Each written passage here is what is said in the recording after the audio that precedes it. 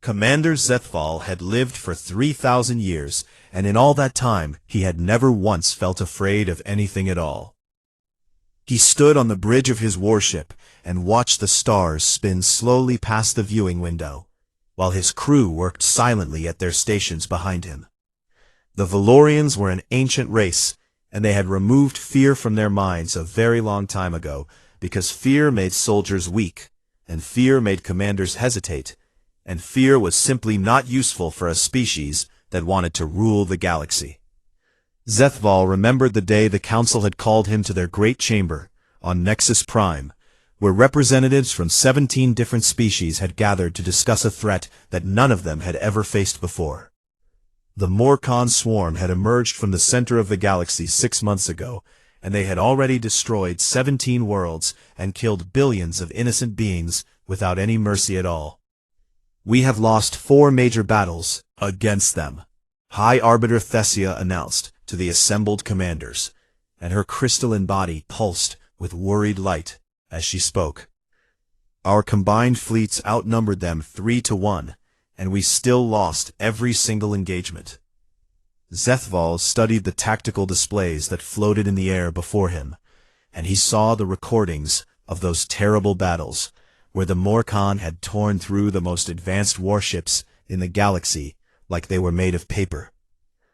"They adapt too quickly," said Admiral Korath of the Mantari Empire, and his insectoid mandibles clicked with frustration. "Every time we find a weakness, they change their tactics within minutes." "Then we must find new allies," Thessia said, and she turned to look at the entrance, where a small figure had just appeared. Zethval looked at the newcomer and felt nothing but mild curiosity, because the being that walked into the chamber was tiny and fragile, and clearly belonged to one of the younger species. She wore a gray uniform and had short dark hair, and her eyes were a strange golden-brown color that reminded Zethval of dying suns. "Admiral Kate Murphy of Earth's Combined Fleet," Thessia announced, and there was something in her voice that Zethval could not quite identify. "The humans have volunteered to join our alliance against the swarm." Several of the elder commanders made sounds of disbelief, and Zethval understood their reaction completely, because humanity was barely 300 years old as a spacefaring civilization. Their ships were primitive, and their weapons were weak, and their lifespans were so short that most of them died before they could learn anything truly useful. "With respect," Zethval said in his deep rumbling voice, "what could humans possibly offer to this alliance when they cannot even survive a single volley from Morcon weapons?" The human admiral walked to the center of the chamber, and she did not seem afraid of the ancient beings towering all around her, which Zethval found mildly interesting. "You are right that our ships are weaker than yours," Murphy said, and her voice was calm and steady. "You are right that our weapons cannot match the technology you have developed over thousands of years." She paused and looked directly at Zethval with those strange golden eyes. "But I have watched the recordings of your battles against the swarm, and I have noticed something that none of you seem to have noticed." "And what is that?" Korath demanded with obvious irritation. "You keep losing because you keep fighting the same way every single time." The chamber erupted in angry voices, and Zethval heard commanders from a dozen species protesting the insult to their military traditions. But Murphy did not flinch, and she did not back down, and she simply waited for the noise to stop before she continued speaking. "Your tactics are perfect," she said. "If you are fighting against civilized enemies who follow the same rules you do.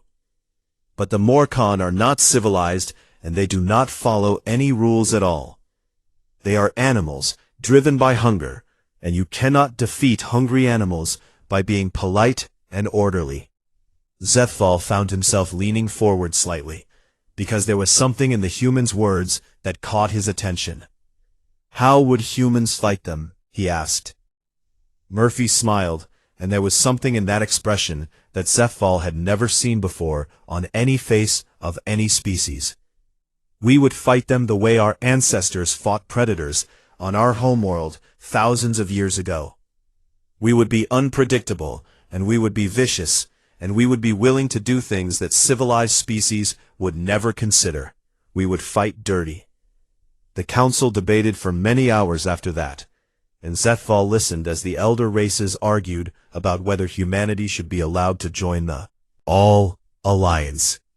Some said the humans were too primitive and would only get in the way, while others said any help was welcome against such a terrible enemy. In the end, High Arbiter Thessia made the decision, and she welcomes humanity into the coalition. Zethval was assigned to work directly with Admiral Murphy and her fleet so that he could observe their tactics and report back to the council. He did not expect to learn anything useful from such a young species, but he was a good soldier, and he followed his orders without complaint. 3 days later, he stood on the bridge of the human flagship and watched as Murphy's officers planned their first battle against the swarm. What he saw there changed everything he thought he knew about warfare. The human war room was chaos and noise and shouting and laughter, and it looked nothing like the quiet, orderly planning sessions that Valorians conducted. Officers argued with each other and drew wild diagrams on holographic displays, and sometimes they seemed to be making things up as they went along. "This is madness," Zethval said to Murphy, who stood beside him watching her people work. "This is creativity," she replied with that strange smile. A young officer named Danny was presenting an idea that involved loading ships with poison and flying them directly into Morcon carriers, so that the enemy would consume the toxin and become confused. "You would sacrifice your own people?" Zethval asked, because he could not understand what he was hearing. "Volunteers only," Murphy said quietly. "And yes, we would sacrifice ourselves if it meant saving everyone else." Zethval stared at her and tried to understand how any species could think this way. "Why?" he asked. "Why would individuals give up their lives for strangers who will never even know their names?" Murphy was quiet for a moment, and then she turned to face him fully. "Back on Earth," she said. "Her name is Lucy, and she is 7 years old, and she wants to be a pilot when she grows up. If flying my ship into a Morcon monster means Lucy gets to grow up at all, then that is not a sacrifice. That is a bargain I would make gladly." Zethval had no response to those words, because in 3,000 years of life, he had never once considered dying for another being. The Valorians did not have children or families or bonds of any kind, because such things were inefficient and unnecessary. But looking at the small human admiral, he wondered for the first time if his ancient species had lost something important when they became so perfectly efficient. He wondered if there was something valuable in the chaos and noise and fierce love that seemed to drive these strange young creatures. He did not know it yet, but that moment would change him forever. The combined fleet gathered at the edge of the Thessian Nebula, where clouds of purple and gold gas stretched across the darkness like paint splashed on black canvas. Zethval counted 200 warships from 12 different species floating in perfect formation, and among them, like small fish swimming with great whales, were the 47 ships of humanity's fleet. They looked so fragile compared to the massive Valorian battle cruisers and the crystalline Thessian destroyers, and Zethval wondered how many of them would survive the coming battle. Admiral Murphy had invited him to observe the final planning session aboard her flagship, and he had accepted because he was curious about these strange creatures who seemed so eager to throw themselves into danger. The ship was called the Defiance, and it was small and cramped compared to Valorian vessels. But there was an energy aboard that Zethval had never felt on any warship before. Through the corridors, and they talked and laughed and argued with each other, and there was a warmth in their interactions that the cold efficiency of Valorian ships completely lacked. In the war room, the chaos had somehow transformed into a plan, and Danny, the young officer was explaining the final details to the assembled commanders. "We call it Operation Trojan Horse," he said, and his voice shook slightly as he addressed beings who had been fighting wars before his species learned to walk upright. Their coordination for approximately 17 minutes. 17 minutes, Zethval repeated, and his voice was doubtful. "That is not very long." "It is long enough," Murphy said from her position at the front of the room.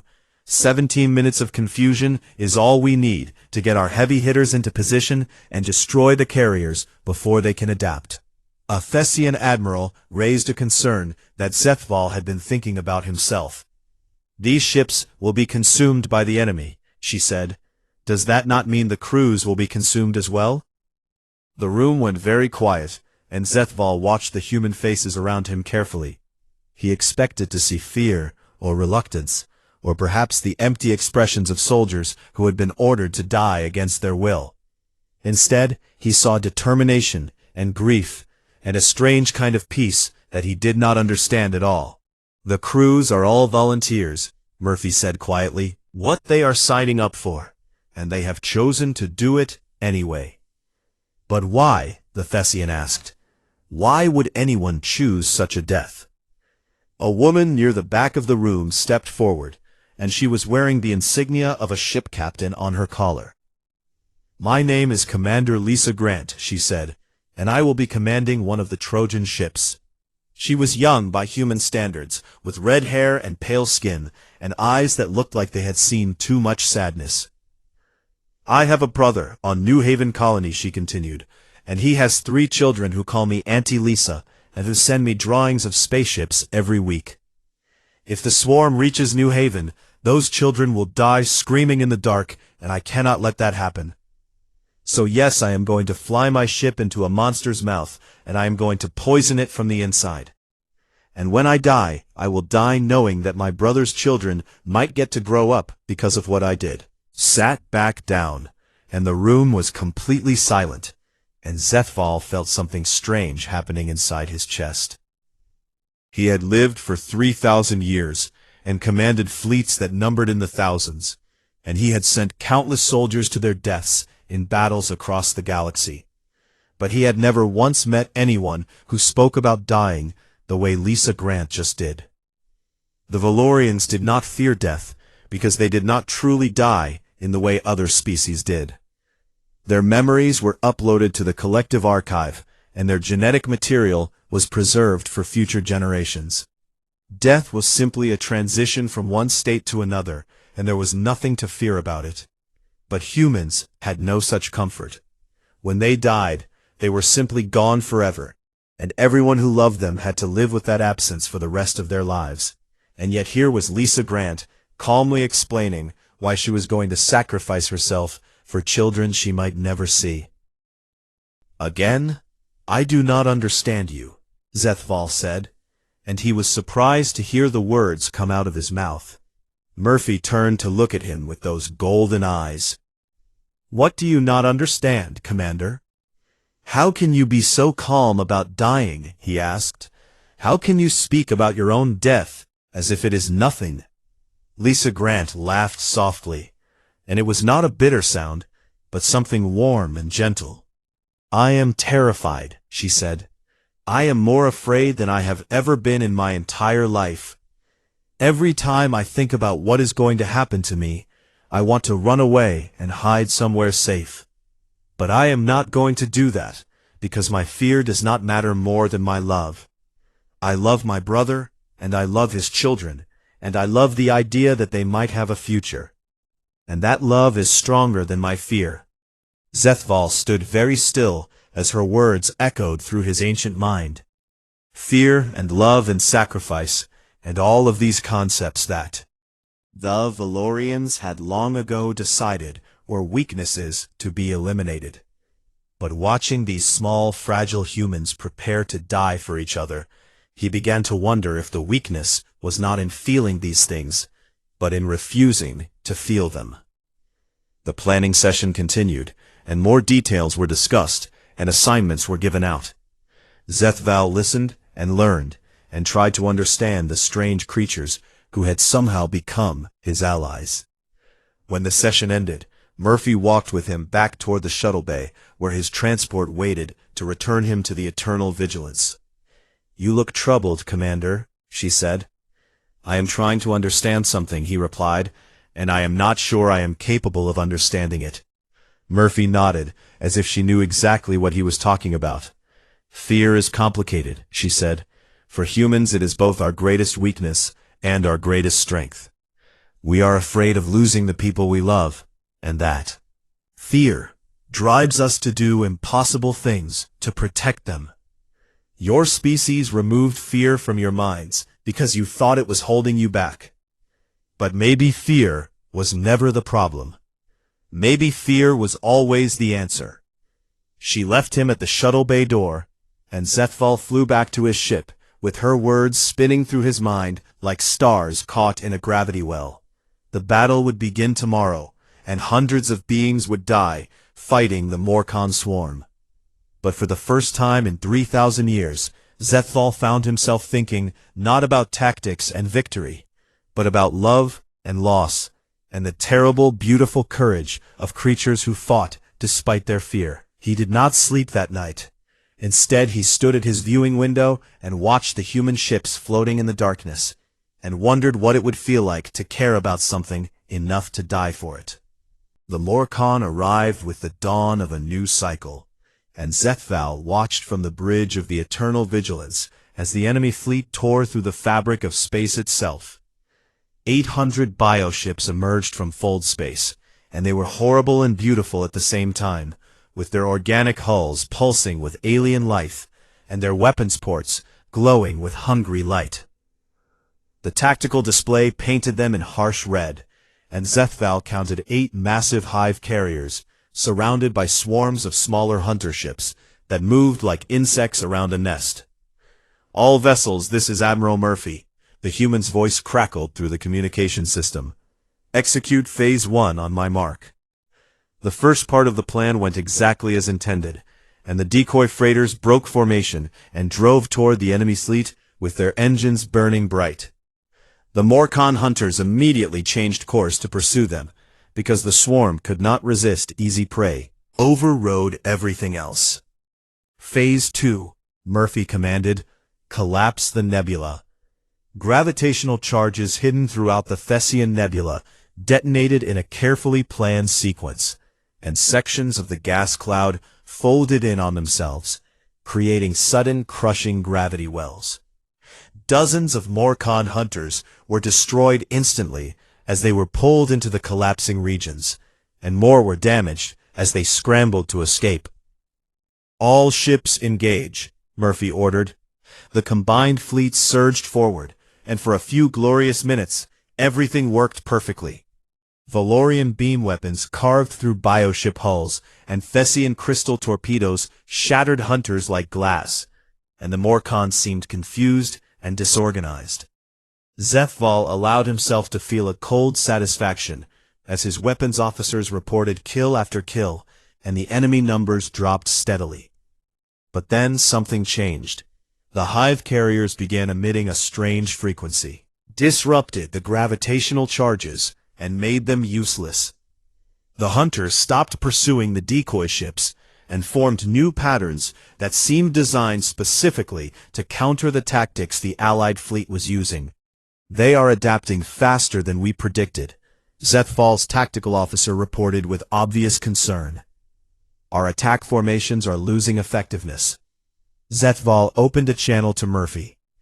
"Admiral, the enemy is compensating for our tactics," he said. "I recommend we accelerate to Phase 3 immediately." "Negative, Commander," Murphy replied, and her voice was tight with tension. "Phase 3 requires the carriers to be in the kill zone, and they are not there yet." "Then what do you suggest?" There was a pause, and then Murphy spoke again. "All human vessels execute Foxtrot Omega," she said. "I repeat, Foxtrot Omega." Zethval's translator flagged the phrase as an improvised code, but before he could ask for clarification, something impossible happened. Every single human ship broke formation at the same time and scattered in different directions, like frightened animals fleeing a predator. There was no pattern to their movement, and no logic that Zethval could identify, and his tactical algorithms completely failed to predict where they would go next. "What are they doing?" his first officer asked, with shock in his voice. The Morcon hunters responded exactly as their instincts demanded, and they abandoned their defensive positions around the carriers to chase the fleeing human ships. It was prey behavior, and the swarm could not resist prey behavior.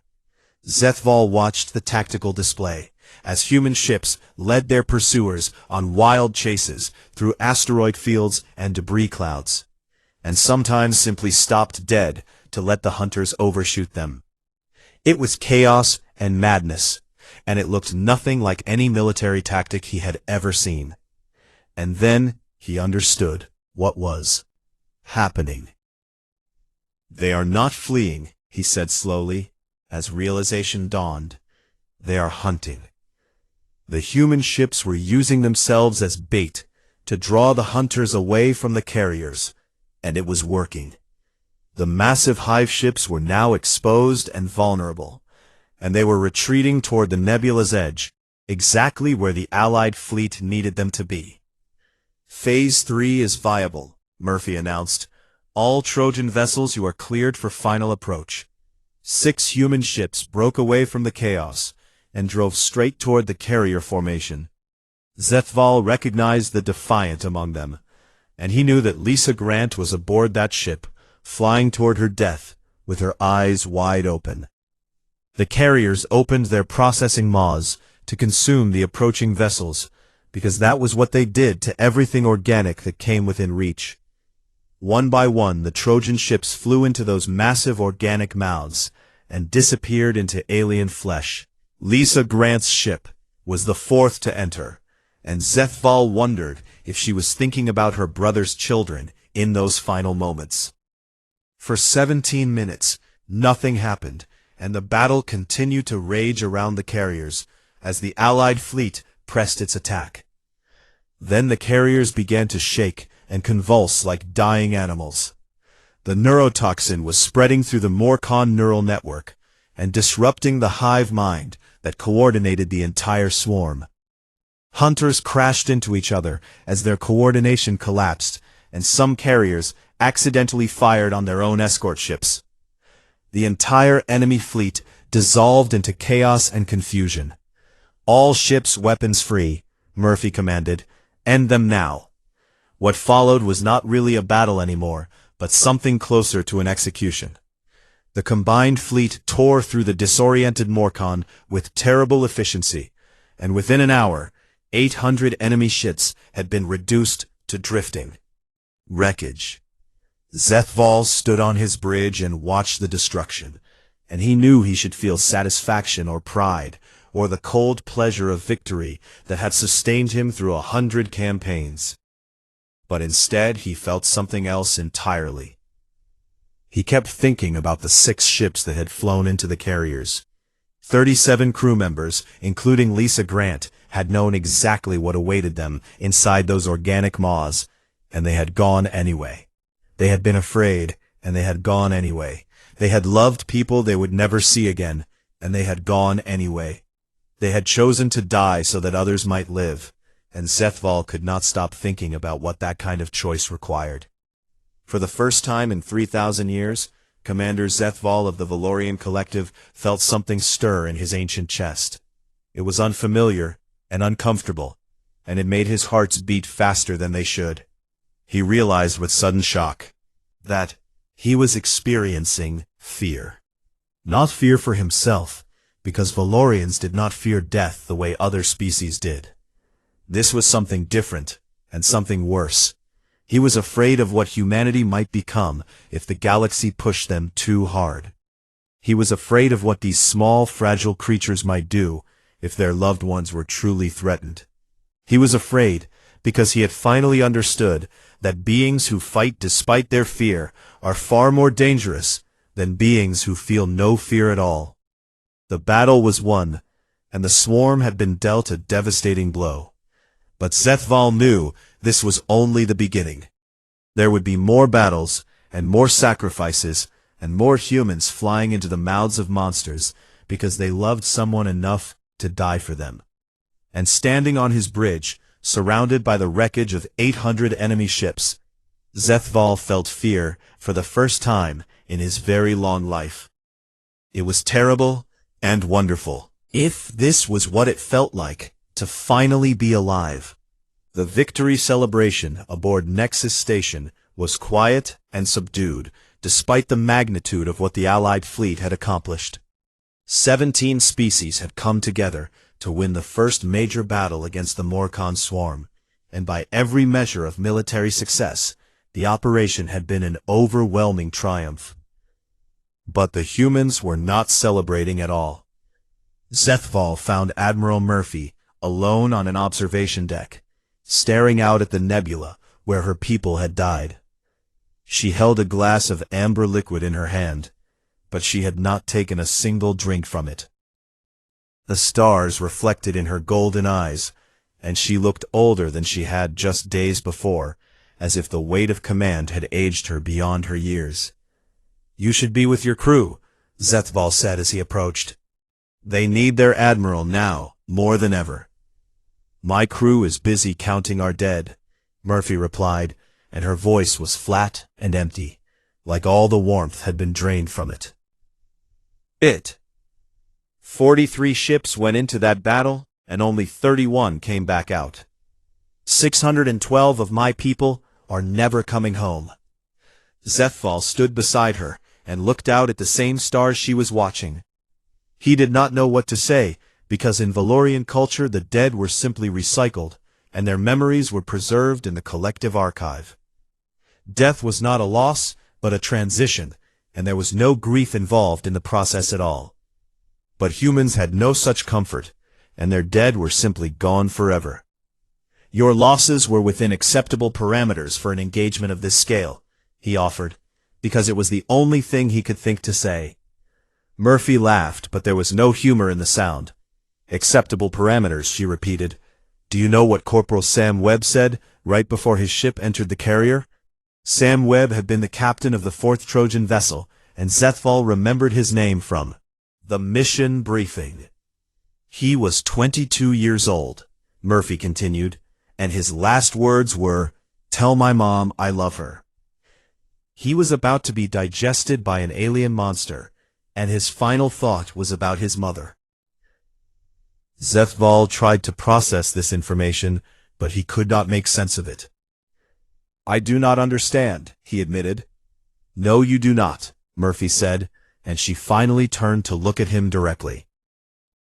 "Commander, do you know why humans fight the way we do? Do you know why we are willing to sacrifice ourselves and fight dirty and do whatever it takes to win?" "I have wondered about this many times," Zethval replied honestly. "It is because we are afraid," Murphy said, and she smiled at his obvious surprise. "Every single human on those ships was terrified, including me. Fear is the constant background noise of human existence. We are afraid of death, and we are afraid of losing the people we love, and we are afraid of a universe that does not care whether we live or die." Zethval considered her words carefully. "Then, how do you function?" he asked.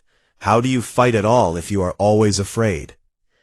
"Because fear is not weakness," Murphy replied. "Fear is the thing that tells us what matters. I am afraid of the Morcon reaching Earth, because I love my daughter and I want her to live. Sam Webb was afraid of dying because he loved his mother and did not want to leave her alone. We fight because we are afraid, Commander, and we die because some things are worth being afraid of losing." She finally took a drink from her glass and grimaced at the burn as the liquid went down. "Your species removed fear from your genetic code because you thought it made you weak," she said. "But I think you removed the wrong thing. Fear was never the problem. Fear was always the fuel." Zethval stood in silence for a long time as her words echoed. Through his ancient mind, he thought about his own people and the cold efficiency they prized above everything else. Valorians did not feel fear, because they had engineered it away millennia ago. They believed this made them superior to other species. But looking at this small, tired human who had just lost 600 of her people, Zethval was no longer certain that was true.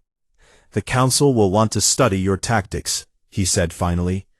"They will try to understand how you achieved what our combined fleets could not accomplish alone." "Good luck with that," Murphy replied with a tired smile. "Half of what we did was improvisation, and the other half was desperate people doing impossible things because they had no other choice." She set down her empty glass on the observation rail. "But I will tell you something, Commander," she said, "something you might want to share with your precious council. Because we are smarter than you, or stronger, or more technologically advanced," Murphy said. "We won because we were willing to do what you were not willing to do." She threw herself into the fire because she had something worth burning for. She turned to face him fully, and her golden eyes were bright with unshed tears. "Ask yourself this, Commander," she said. "What would the Valorians be willing to die for? Not because logic demands it, and not because the tactical calculations favor it, but deep in your chest, where your hearts beat and your blood flows. What do you love enough to sacrifice everything for? If you cannot answer that question, then all your 3,000 years of life mean nothing at all." She walked away and left Zethval alone, with the stars and her questions spinning through his mind, like a planet caught in the gravity of a dying sun. He stood there for hours, thinking about love and fear and sacrifice. He thought about Lisa Grant flying into the mouth of a monster because she wanted her brother's children to grow up. He thought about Sam Webb calling out for his mother in his final moments. He thought about all the strange and terrible and beautiful things he had witnessed since the humans joined the Alliance. And somewhere deep in his ancient chest, where his hearts had been beating steadily for 3,000 years, something began to change. He did not have a word for it yet, because Valorians did not have words for things they were not supposed to feel. But it felt like the beginning of something new. It felt like the first breath of a creature that had been holding its breath for far too long. It felt like fear and love and grief and hope, all mixed together into something he could not name. And for the first time in his very long life, Commander Zethval wondered what it would feel like to care about something enough to die for it. Because it was logical. Not because it was efficient. But because it mattered. Because it was worth being afraid of losing. He stayed on that observation deck until the artificial dawn cycled through the station's lighting system.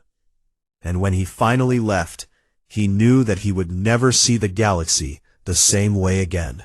The war against the Morcon swarm lasted another 3 years, and Zethval fought alongside humanity for every single battle. He watched Admiral Murphy grow old in ways his species never did, as gray spread through her dark hair and lines deepened around her golden eyes. He watched young officers take the place of fallen veterans and inherit both their duties and their fears. He watched humanity change the galaxy one sacrifice at a time. Other species began adopting human tactics, not because they were elegant or efficient, but simply because they worked. The Thessians learned to improvise, and the Mantari learned to sacrifice. And even the proud Valorians began to question the emotions they had discarded so long ago. When the final battle came, it was above a world called New Haven, where 3 million humans lived, including Murphy's daughter Lucy, who was now 10 years old and already enrolled in Pilot Training Academy. The Morcon had gathered everything they had left for one last desperate assault. 12 hive carriers and 2,000 hunters, and something terrible and new that the analysts called a queen ship. Intelligence reports suggested it was the central brain of the entire swarm, and the mind that coordinated every Morcon in the galaxy. "If we destroy the Queen ship, the swarm dies with it," Murphy said at the final briefing. "But if we fail, then New Haven falls, and after that Earth, and after that everything else." She looked tired and worn down by 3 years of constant warfare, but her eyes still burned with that fierce light Zethval had come to recognize. "The odds of success are approximately 17%, Zethval reported. "Our tactical algorithms recommend strategic withdrawal to more defensible positions." Murphy smiled at him, and it was the smile of someone who had stopped caring about odds a very long time ago. 17% is practically a sure thing by human standards, she said. She turned to address the assembled commanders, both human and alien. "This is it," she said. "Everything we have fought for comes down to this one battle. A lot of us are not going to survive what happens next. But if we win here, then our children will grow up in a galaxy without the swarm. They will never have to know the fear we have known. And that is worth any price we have to pay." Zethval looked around the room at the faces of beings from 17 different species. He saw fear in their eyes, because even the Valorians had begun to feel something like fear after 3 years of fighting alongside humans. But he also saw determination, and courage, and a fierce, desperate hope. He thought about Murphy's question from 3 years ago. What would the Valorians be willing to die for? He thought about all the humans he had watched sacrifice themselves over the course of this war. Thought about Lisa Grant and Sam Webb, and hundreds of others whose names he had learned, and whose deaths he had witnessed. And he realized that he finally had an answer. "Admiral Murphy," he said, and his deep voice carried across the suddenly silent room. "The Valorian Collective requests the honor of leading the assault on the Queen ship." Every eye in the chamber turned to stare at him. Murphy's expression was unreadable. "That is a suicide mission, Commander," she said quietly. "The Queen ship's defenses are stronger than anything we have ever encountered." "I am aware," Zethval replied. He stepped forward, and something stirred in his ancient chest. It was uncomfortable and frightening and strangely wonderful. "For 3 years I have watched your species fight and die for things you love," he said. "I have seen the strength that comes from fear and from love and from bonds I never understood before. I believed my people had evolved beyond such primitive emotions. I was wrong." He looked around the room at all the beings who had become something like friends to him. "Humanity has taught me that there are things worth dying for," he said. "Not because logic demands it, and not because calculations favor it, but because some things matter more than survival. New Haven matters. The future matters. And for the first time in my existence, I want to fight for something instead of just fighting against something." Murphy studied him for a long moment, and then she nodded slowly. "The honor is yours, Commander," she said. "Give 'em hell." The Battle of New Haven lasted 6 hours. The Valorian fleet drove into the Queen ship's defenses like a spear into flesh, and they fought with a ferocity that shocked even the humans. Ancient beings who had never felt fear before were now fighting for something they loved, and they were unstoppable. When the Eternal Vigilance finally reached the Queen ship's core, there were only 3 Valorian ships left. Zethval ordered his crew to abandon ship, and they obeyed him reluctantly. Then he aimed his dying flagship directly at the Queen's central cortex and pushed the engines to maximum. In his final moments, he thought about Admiral Murphy and her daughter Lucy. He thought about all the children on New Haven who would never have to fear the swarm. He thought about the strange and wonderful gift that humanity had given him. The gift of caring about something enough to die for it. The reactor detonated, and the Queen ship's mind was destroyed. And across the entire galaxy, the Morcon swarm went silent forever.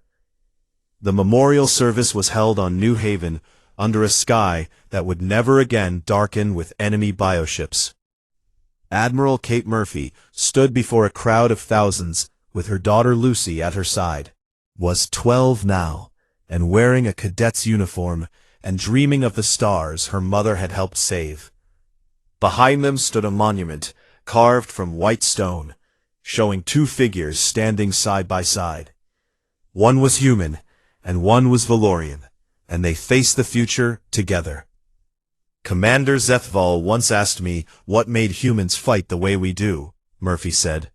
I told him it was fear. Fear of losing the people and things we love. He did not understand then. But in the end, he understood better than anyone. She looked up at the stone face of her old friend. The commander lived for 3,000 years, she said.